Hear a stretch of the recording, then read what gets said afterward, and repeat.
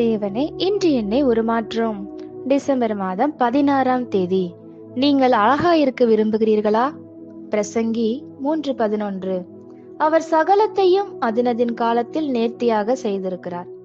காரியங்கள் நிறைவேற தேவன் ஒரு காலத்தை நியமித்திருக்கிறார் என்பதை நாம் புரிந்து கொள்ள வேண்டும். அவர் காலங்களின் தேவன்.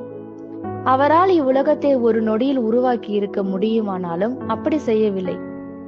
நம் வாழ்க்கையில் நேர்த்தியான காரியங்கள் நடக்க வேண்டுமானால் நாம் தேவனுடைய கால அட்டவணையை கனம் பண்ண வேண்டும். அழகான காரியங்கள் என்றால் சரியான காரியங்களை சரியான நேரத்தில் செய்வது. சரியான காரியங்களை தவறான நேரத்தில் செய்வதும், தவறான காரியங்களை சரியான நேரத்தில் செய்வதும் ஆகிய இரண்டும் தவறானவைகள். எப்போதாவது தேவனின் நேரத்தை குறித்த ஞானத்தை பற்றி ஜெபித்ததுண்டா?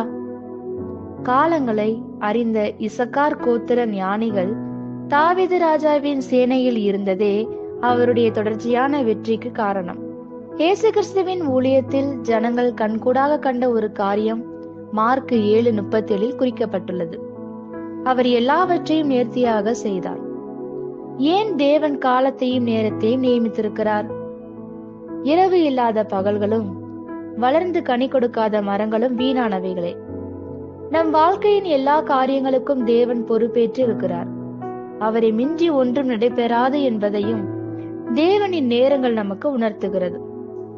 பொறுமையின் பாதை வழியாக செல்லும் போது நாம் தேவனின் நேரத்தை புரிந்து கொள்ளுகிறோம். நாம் விசுவாசிகள் ஆன போது தேவன் நித்தியத்தை நம் இதயத்தில் வைக்கிறார். பரிசுத்த ஆவியானவர் துணையோடு நாம் தேவனுடைய நேரத்தை நம் வாழ்வில் தெரிந்து கொள்ளுகிறோம். எனவே நம் வாழ்க்கையில் அவர் தன் நேரத்தில் எல்லாவற்றையும் செய்ய நம்மை தேவனுக்கு ஒப்பு கொடுப்போம். ஆமென்.